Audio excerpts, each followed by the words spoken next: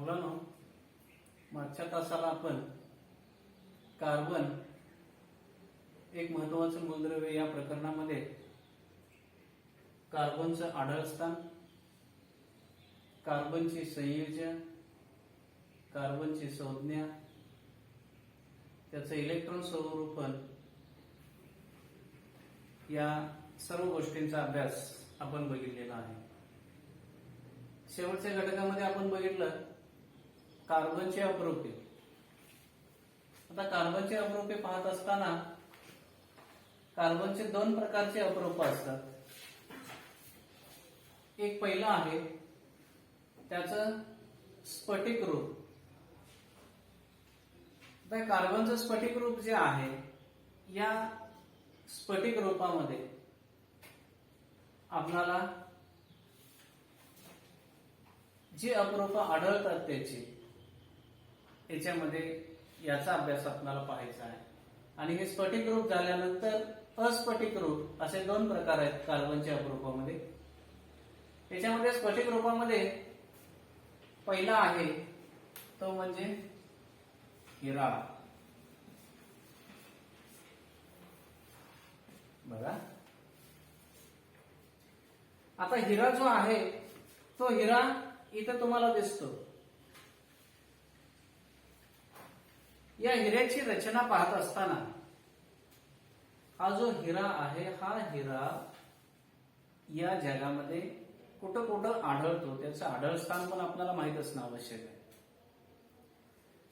भारतामध्ये हा हिरा कर्नाटकात गोवळकोंडा आणि मध्य प्रदेशामध्ये पन्ना या ठिकाणी हा हिरा सापडतो. त्याचबरोबर दक्षिण Africa, Brazil, Belgium, Russia, America या देशामध्ये पण हिरा आढळतो. आता हा जो हिरा आहे या हिऱ्याची रचना कशी असते हे आपण पाहूया.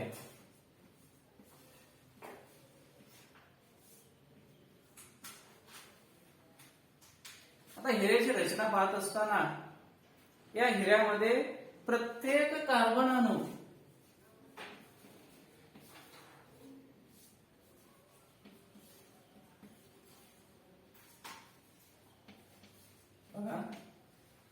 प्रत्येक कार्बन अणू इतर चार जवळच्या आपल्या जवळ असणाऱ्या शेजारी असणाऱ्या चार कार्बन अणू बरोबर सहसंयोजी बंधाने एकमेकांना जोडले जातात.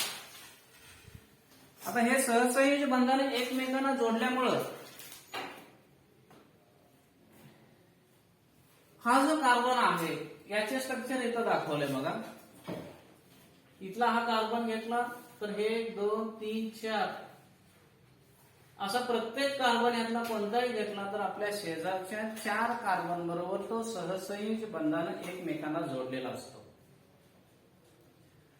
आणि अशी रचना तयार झाल्यामुळं हा जो हिरा तयार झाला या कार्बनच्या या रचनेमुळं त्याला कठीणपणा आला म्हणून हिरा हा टणक असतो.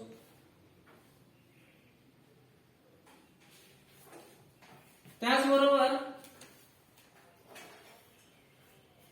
याची जी रचना आहे तो शेजारी 4 कार्बन अणू बरोबर सहसंयोजी बंधामुळे जोडल्यामुळं याचा जो आकार तयार होतो हा आकार चतुष्कोनीय त्रिमितीय रचना तयार होते. म्हणजे चतुष्कोन त्रिमितीय रचना ही या हिऱ्याची तयार होते. म्हणजे या पद्धतीनं या हिऱ्याची रचना ही आपल्याला दिसून येते. आता हा जो हिरा आहे या हिऱ्याचे गुणधर्म शुद्ध हिरा जर आपण बघितला तर तो तेजस्वी असतो. सर्वात कठीण असतो. दुसरा, या हिऱ्याची घनता जी आहे ही घनता 3.5 ग्रॅम पर सेंटीमीटर वर्ग एवढा असतो, म्हणजे याची घनता जास्त आहे. याचा द्रवणांक आहे 3500 अंश सेल्सिअस. बघा याचा द्रवणांक 3500 अंश सेल्सिअस एवढा याचा द्रवणांक आहे.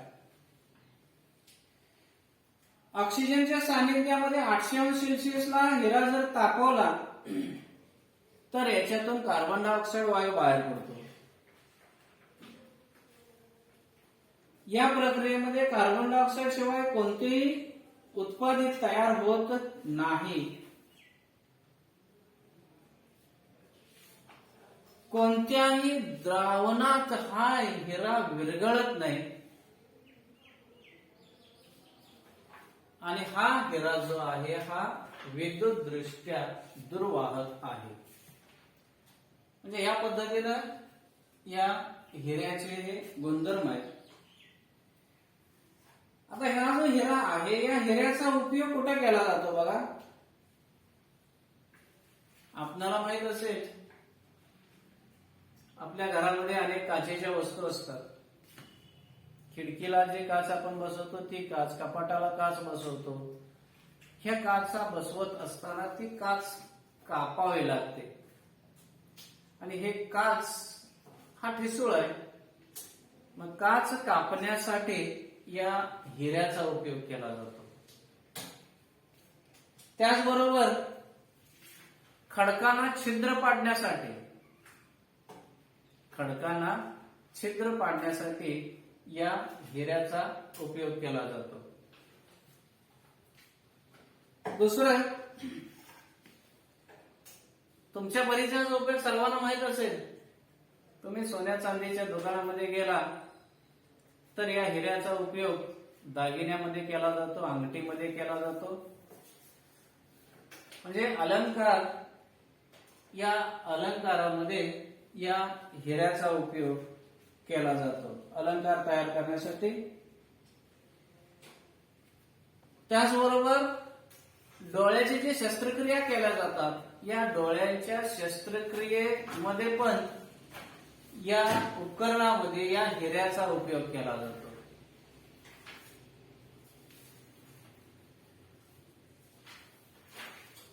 त्याचबरोबर या हिऱ्याची भुकटी दुसरा हिरा त्याला चकचकीतपणा येण्यासाठी या भुकटीचा उपयोग केला जातो.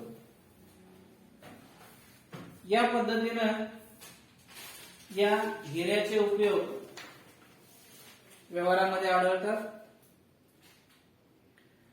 तसंच अवकाशामध्ये उपग्रह जे कृत्रिम सोडले जातात आणि हे उपग्रह कृत्रिम सोडल्यामुळं या हवेमध्ये असणारे या प्रकाशामध्ये असणारे जे प्रारण आहेत या प्रारणापासून त्यांचं संरक्षण होण्यासाठी या उपग्रहाच्या अवकाशामध्ये सोडलेल्या ज्या खिडक्या असतात या खिडक्या हिऱ्यापासून बनवलेल्या असतात. म्हणजे या पद्धतीनं हे स्फटिक रूपामधला हिरा हा एक रूप आपण बघितलं. दुसरं रूप आहे ग्राफाइट.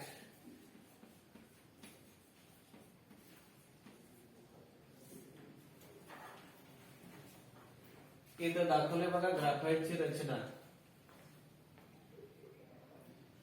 आता या ग्राफाइटच्या रचनेमध्ये जर आपण बघितलं तर हिऱ्यामध्ये काय झालं होतं बघा. एक कार्बन अणू हा इतर जवळ असणाऱ्या 4 कार्बन अणूबरोबर सहसंयोजी बंध करत होता. या ग्राफाइट मध्ये हा एक कार्बन अणू इतर 3 कार्बन अणू बरोबर हा बंध तयार करतो आणि यांच्यामध्ये बंध तयार केल्यामुळं या प्रत्येक पत्रामध्ये याचा जो आकार तयार होतो हा चतुष्कोनीय आकार तयार होतो.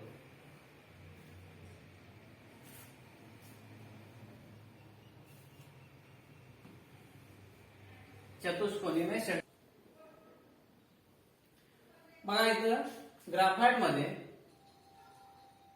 प्रत्येक कार्बनचा अणू हा इतर आपल्या शेजारी असणाऱ्या 3 कार्बन अणूशी बंधित होतो आणि 3 कार्बन अणूशी बंधित होऊन इथं याची जी रचना तयार होते ही षटकोनी आकाराची रचना तयार होते आणि ही षटकोनी आकाराची रचना तयार झाल्यानंतर ही ग्राफाइटची रचना या पद्धतीने इथं तुम्हाला आकृती दिसते अशी तयार होते. आता हा जो ग्राफाइट आहे हा ग्राफाइट कुठे आढळतो तर याच्यामध्ये भारतामध्ये आढळतो, अमेरिकेत आढळतो, तसंच न्यूझीलंड, रशिया याही देशामध्ये हा आढळतो. आता हा जो ग्राफाइट आहे हा ग्राफाइट तुमच्या परिचयाचा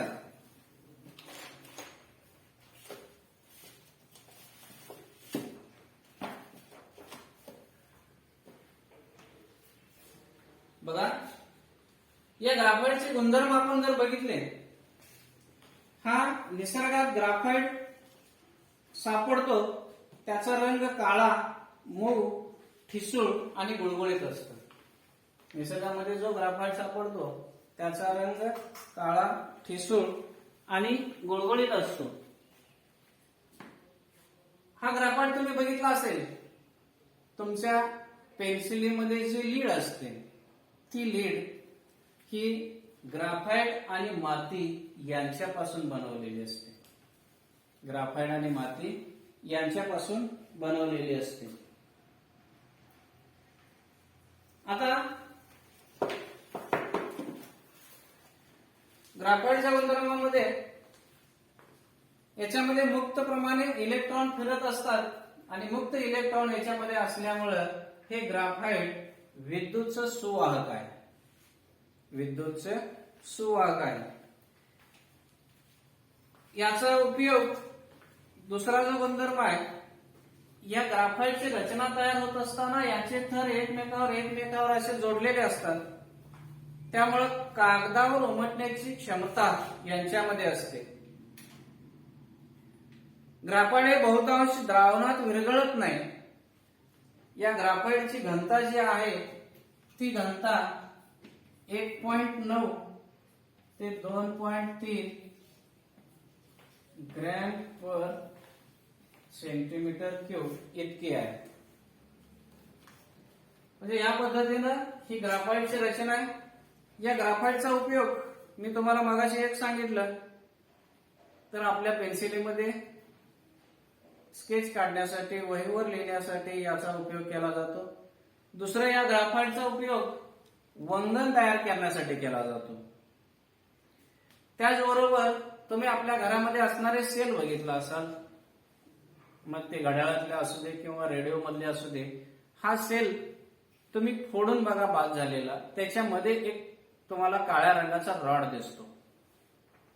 हा जो काळ्या रंगाचा रॉड असतो तो कार्बन इलेक्ट्रोड हा ग्राफाइट पासूनच याच्यामध्ये तयार केला जातो. ग्राफाइट वापरूनच हा इलेक्ट्रोड तयार केला जातो. त्याचबरोबर रंग पॉलिश याच्यामध्येही ग्राफाइटचा उपयोग केला जातो. आणि खूप प्रकाश देणारे जे आर्क लॅम्प आहे, या लॅम्प मध्ये सुद्धा या ग्राफाइटचा उपयोग केला जातो. म्हणजे या पद्धतीनं हे जे ग्राफाइट आहे, या ग्राफाइटची रचना, त्याचा गुणधर्म आणि त्याचे उपयोग हे तुम्ही तुमच्या वहीमध्ये लिहून काढायचं आहे. आता तिसरं आपल्याला पाहायचं आहे फुलरिंग. आता फुलरिंगची रचना तुम्ही जर बघितलं असाल तर इथं बघा फुलरिंगचं दिसते रचना. इथं हे फुलरिंगचं रचना दाखवलेली आहे. ही फुलरिंगची रचना म्हणजेच तुम्ही फुटबॉल बघितला असाल.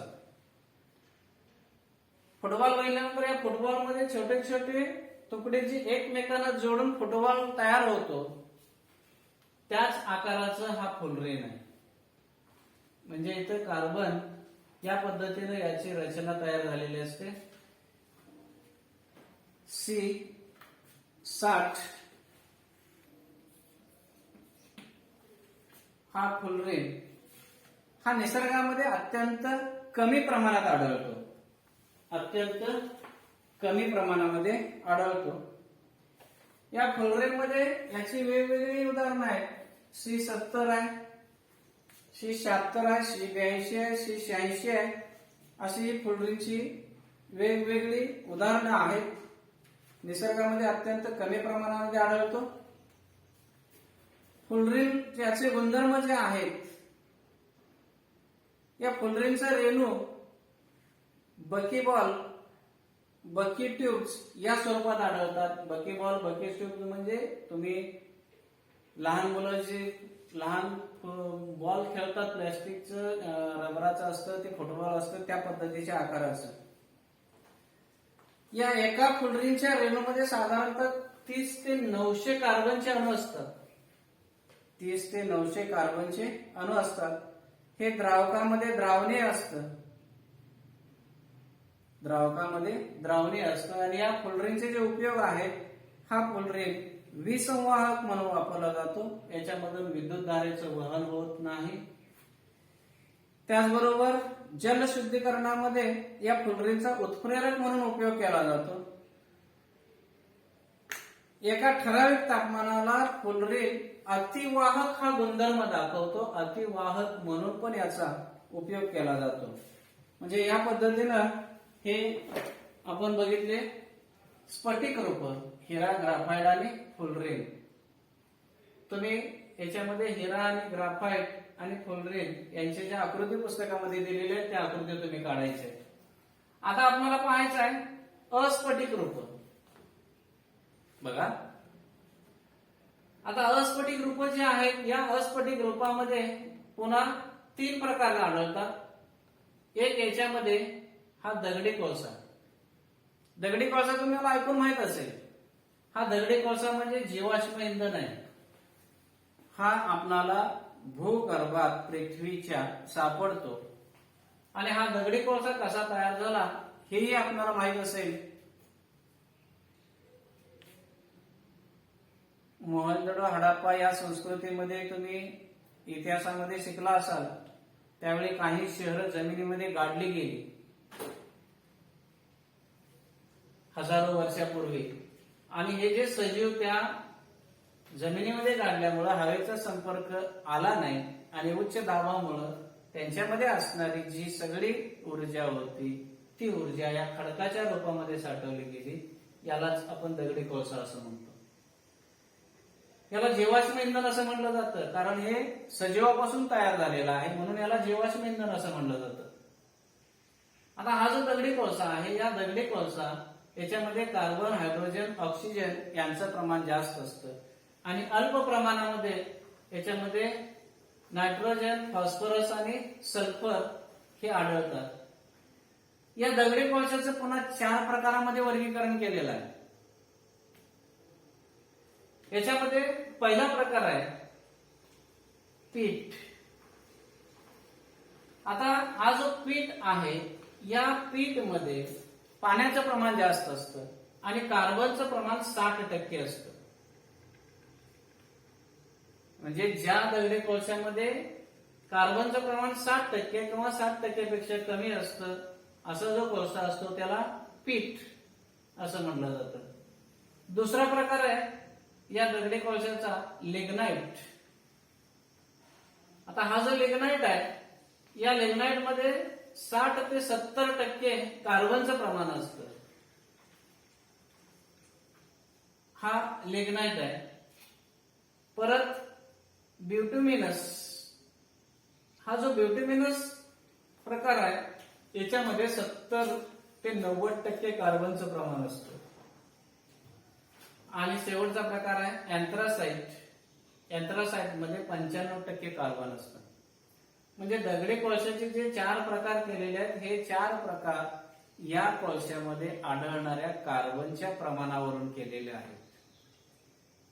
मग याचा उपयोग पण आपल्याला माहित आहे. या दगडी कोळशाचा उपयोग आपण इंधनासाठी करतो. मोठमोठ्या इंडस्ट्रीमध्ये याचा उपयोग केला जातो. त्याचबरोबर कोक, कोल गॅस, कोळसा यांच्या निर्मितीसाठी पण केला जातो. म्हणजे या पद्धतीनं हे इंधन म्हणून याचा उपयोग दगडी कोळशाचा आपण मोठ्या प्रमाणामध्ये व्यवहारात केला जातो. अस्फटिक रूपामध्ये दुसरा प्रकार आहे चारकोल.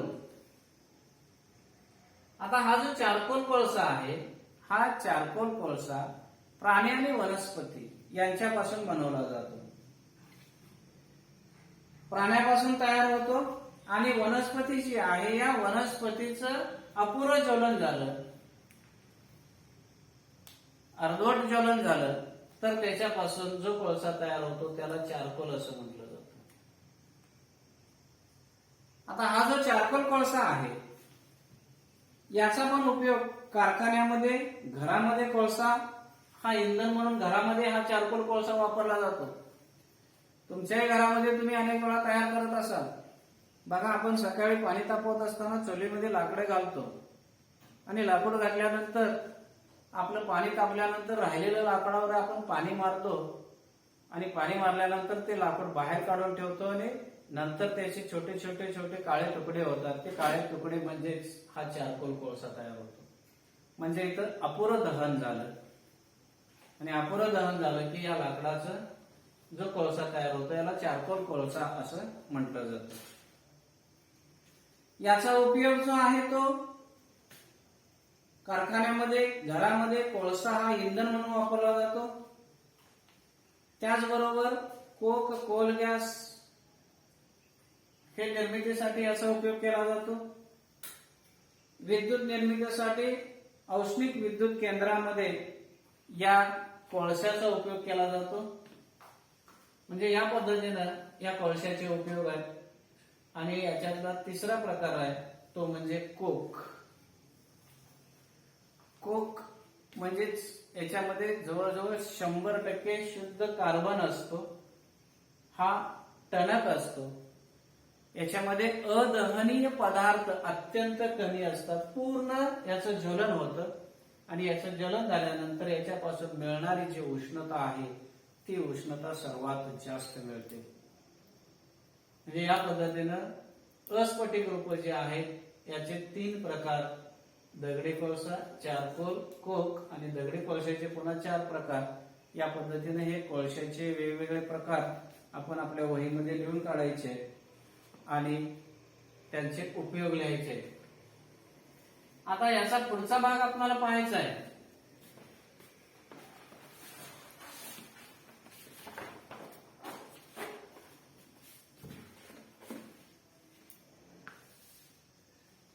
याच्यामध्ये